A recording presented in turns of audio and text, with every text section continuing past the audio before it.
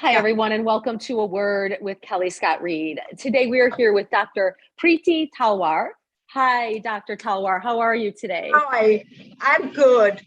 How are you? Wonderful, and I'm so happy to meet you. We have kind of Same here. cross paths on the Twitter literary world. I'd like you to tell everybody about yourself a little bit, where you're from, how you started in the writing, and Okay, what you're all about. sure. I'm Dr. Preeti Talwar, and I am from the city beautiful, that is Chandigarh, India. And I am a doctorate in zoology, and I digressed into writing. I should say I took a long sabbatical, 20-year gap, I should say. And then I digressed into writing. Now it is a full-time affair.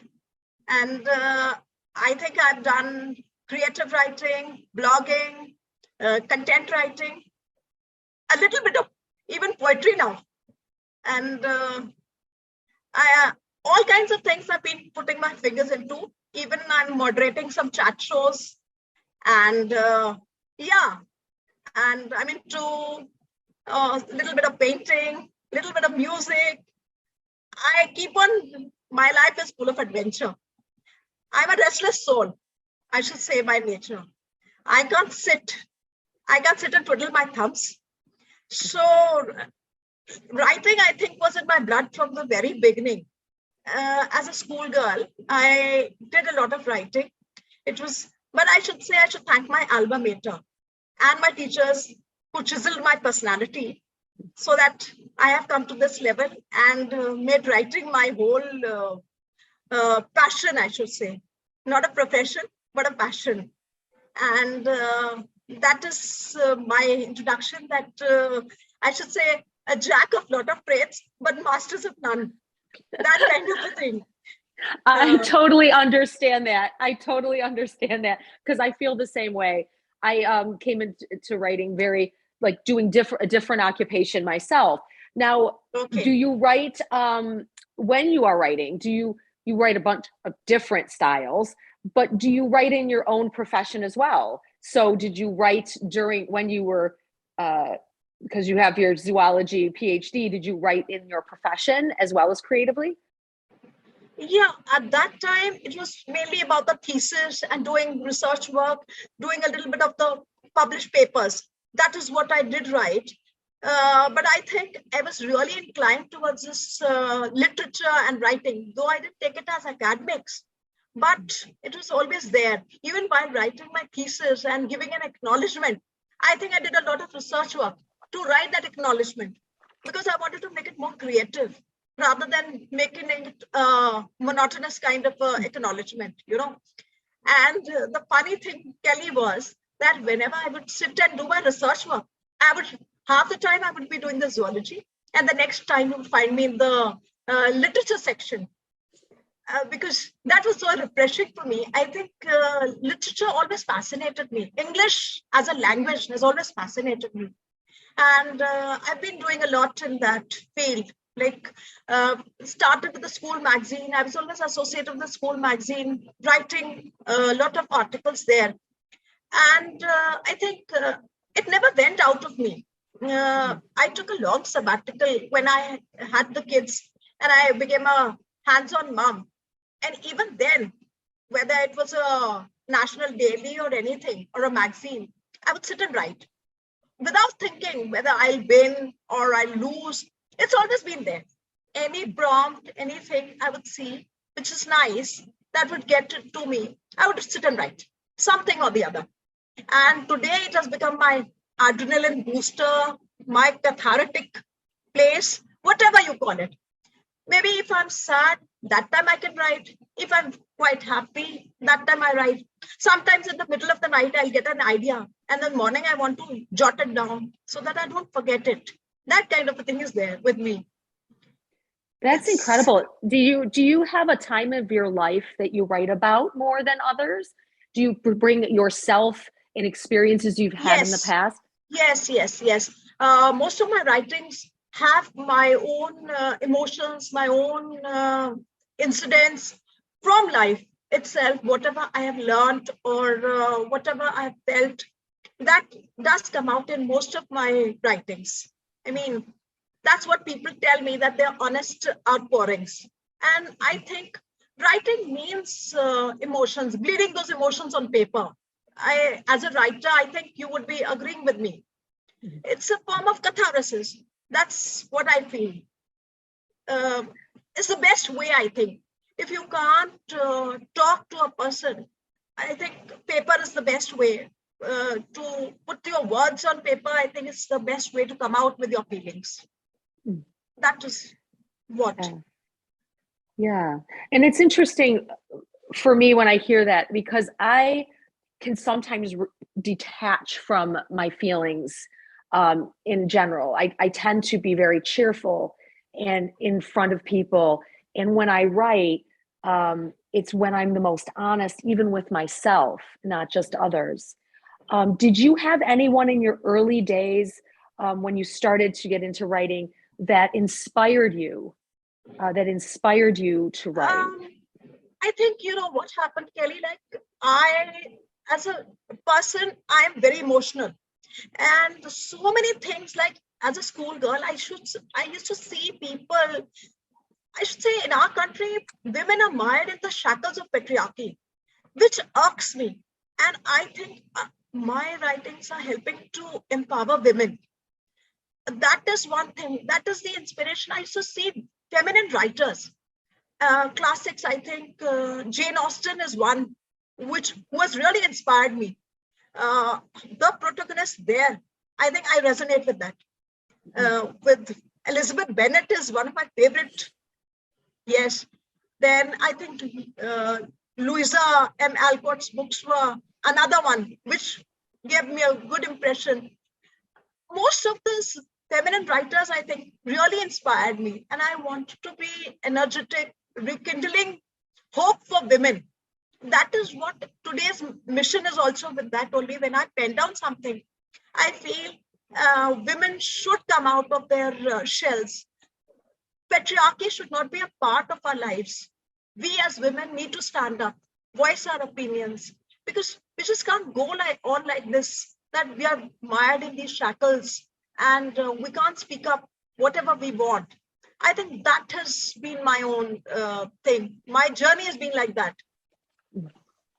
I'm into a lot of biographies and autobiographies. I love reading them. So I think somewhere there, things happened and I started penning down a lot of things. My life means that it's a lot of feminism, a lot of voicing about women. Like I find that patriarchy sometimes puts you down, and there is so much of gender bias and gender discrimination, which irks me like. And I want that women should come out, whether it is the rural part or the urban. Everybody is mired in that.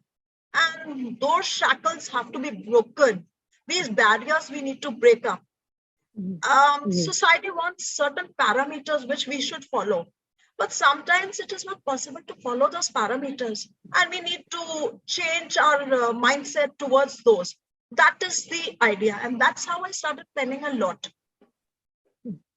The United States is going through a lot of stuff right now where they're trying to revert back.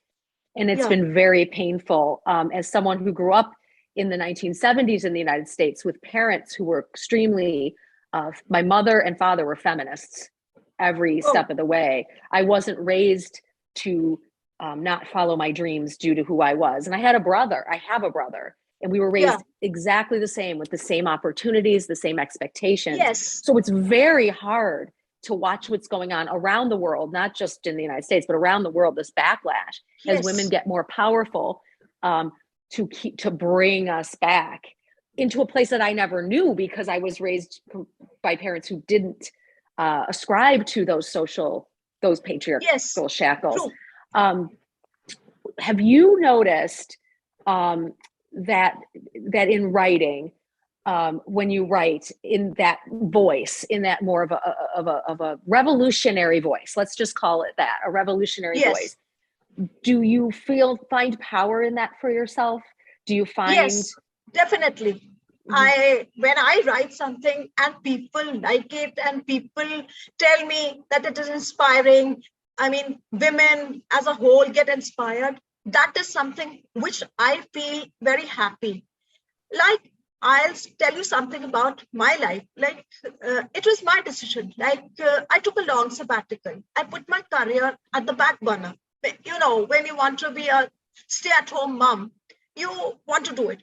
Mhm. But the society won't let you live, you know. If you take a decision to work, that is wrong. If you take a decision not to work, then that is wrong. You know, you are in a quandary. What exactly is right? How to adhere? I mean, people will talk. You can't become a people pleaser. So then there were times when there was a lot of emotional upheavals, and I also felt down that how do I go about it? Um, you are put down, like people will talk about you that you are so educated and you are not doing anything, you're sitting and twiddling your thumbs, but they don't understand the amount of labor, what all you're doing in the house is also a lot of work. I think a woman working 24/7, 365 days is much more than a CEO of a firm, I should say that. But then I took baby steps, I should say, a little bit with trepidation. But and then I found my voice. Gradually, I started writing.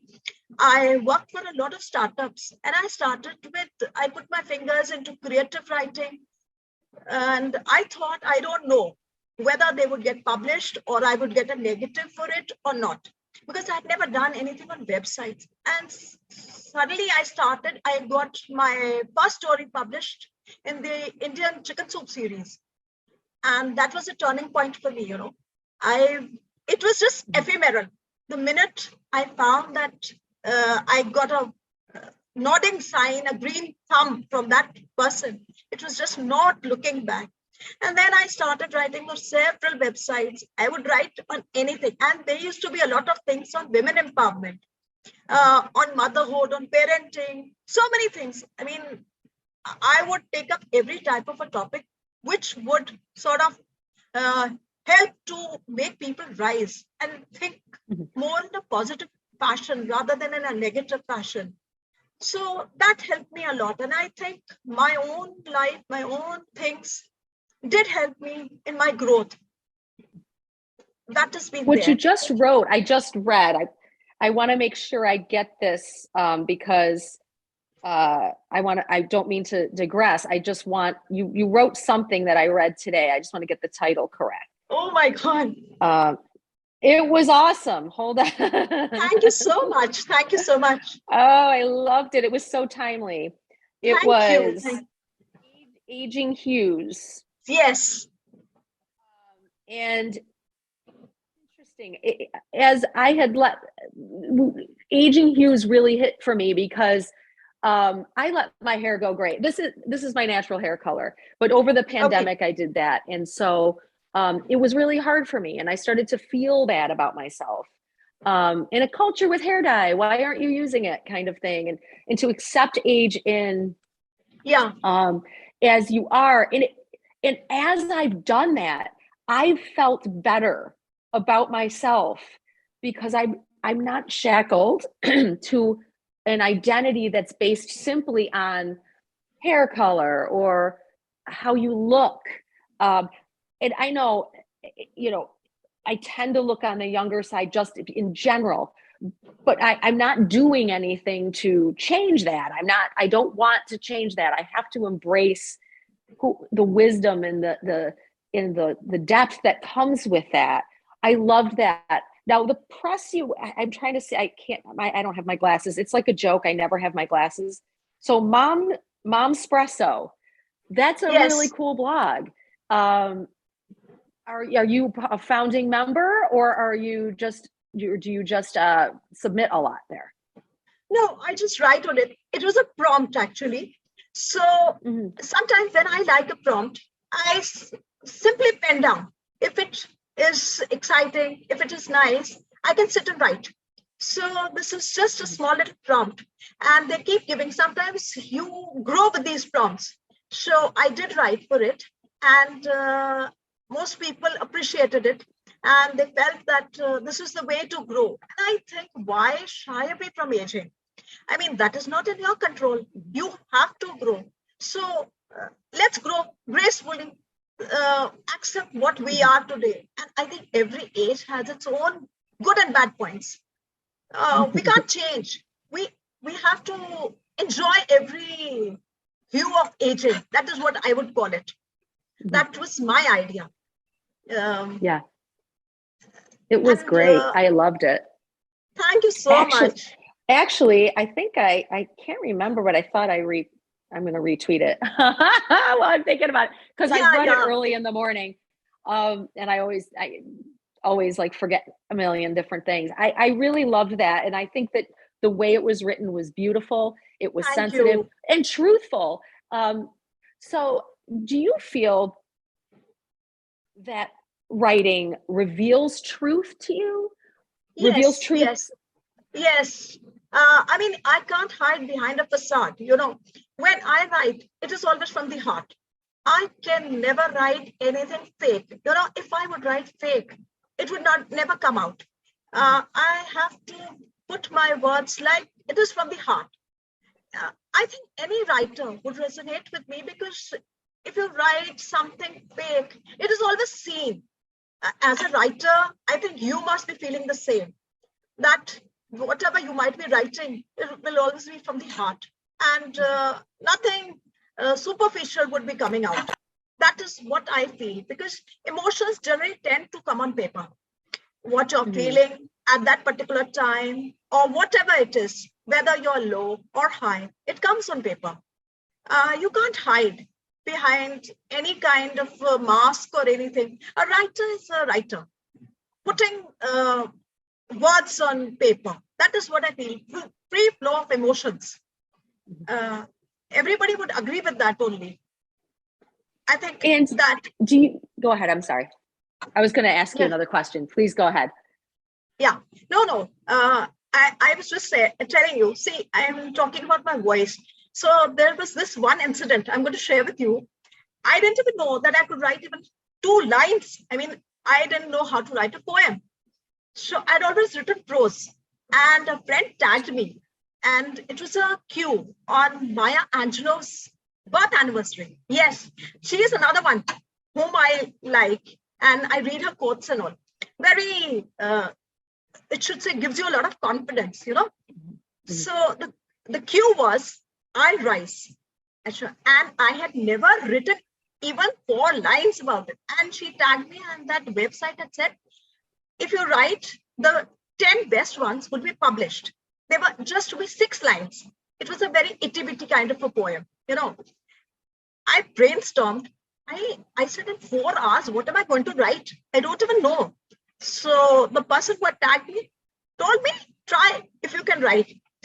So I thought, 10 minutes I thought, and Kelly, this was what I got. So I'll just speak it out to you if you like. Yes, So, please. yeah, so it is said, through the storms of life,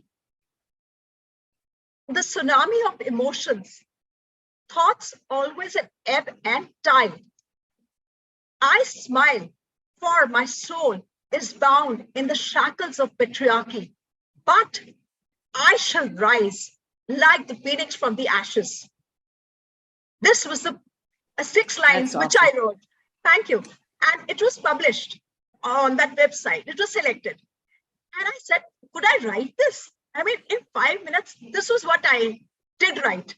That kind of a thing is there. And I think after that, I did try writing some lines here and there. Sometimes I tried a meme poetry or small little other poetries.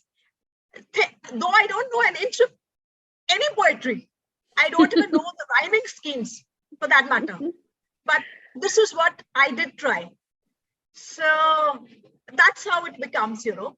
Anything that gives me some hope. Like, I'll tell you of an incident, about, like, I may not be a very good cook or something.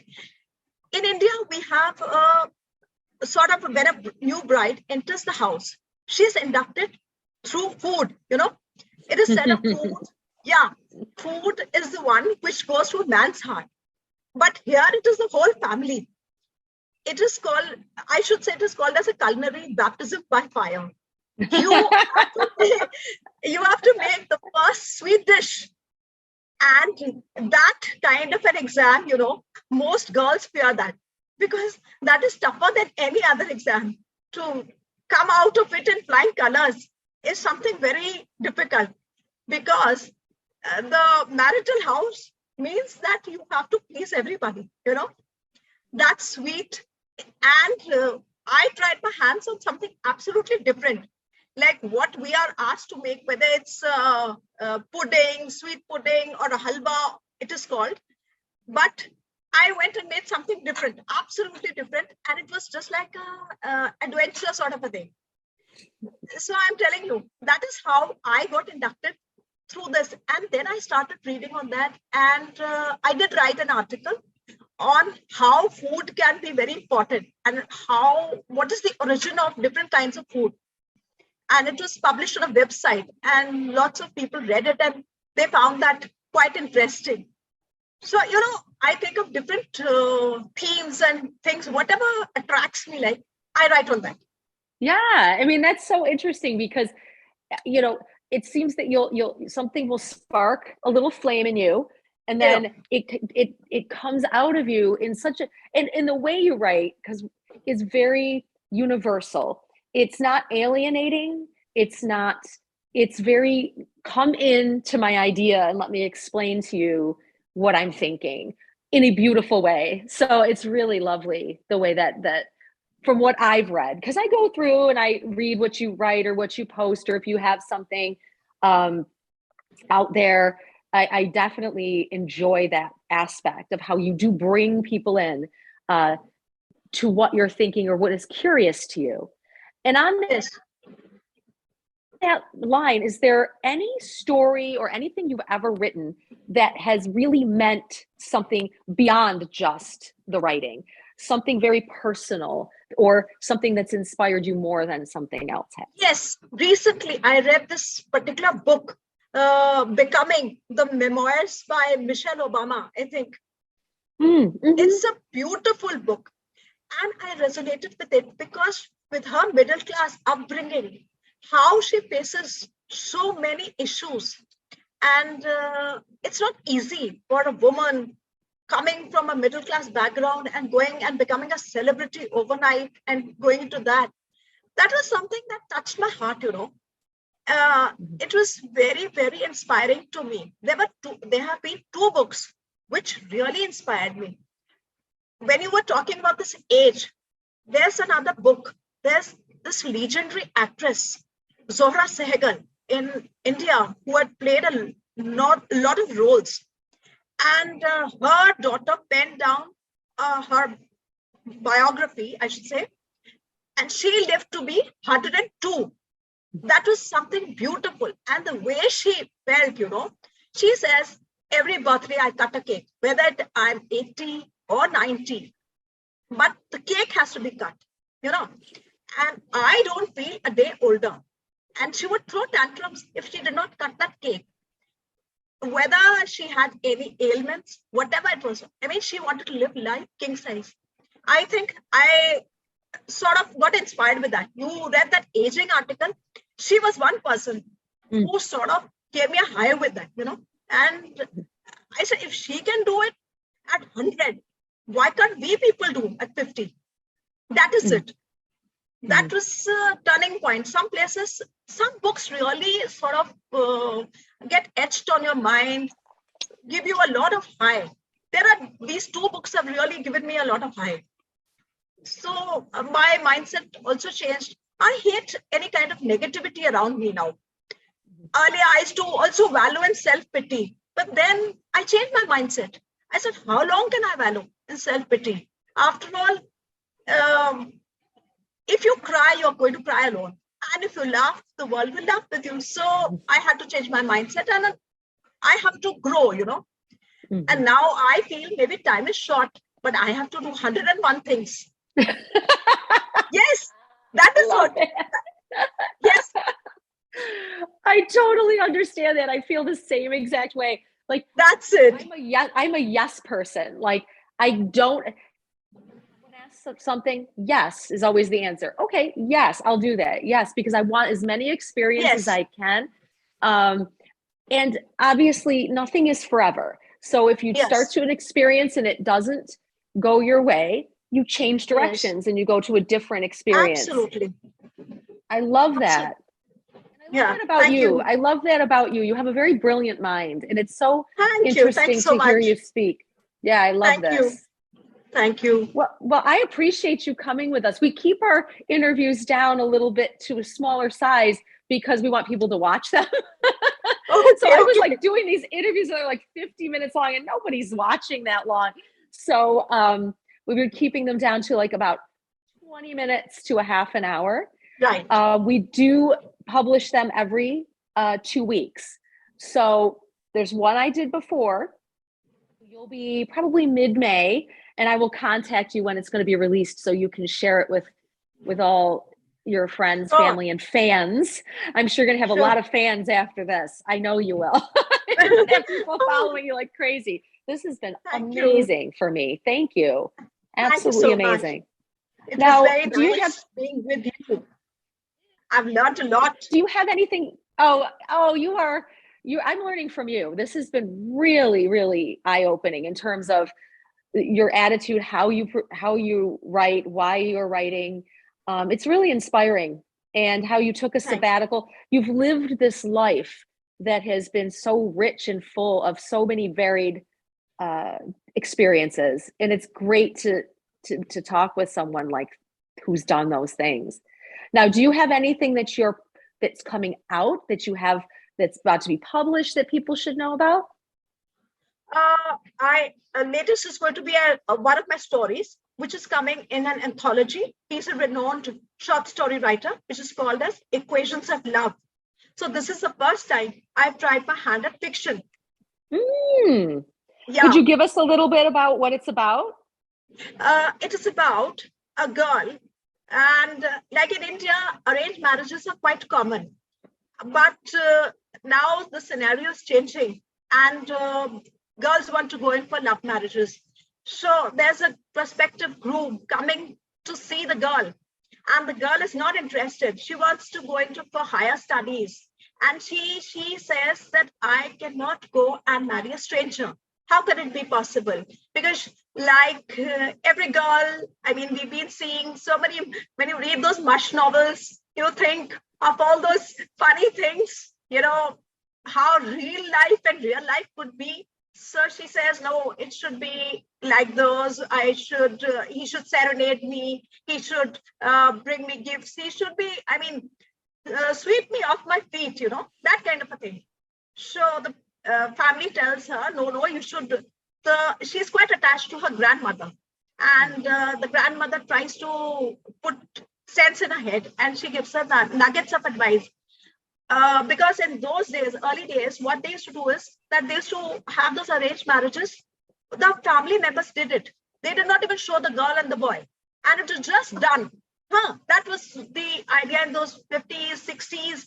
Generally, they just met on the wedding day. So she gives the nugget of advice, and she says, see, it is now 50 plus years, and how your grandfather and myself, we are getting along. But it is all about sharing and caring, though we never met. But it is how you respond to the family, how you grow. You start living with a person, you respect him, and he respects you. There is a lot of like we share so many things, we care.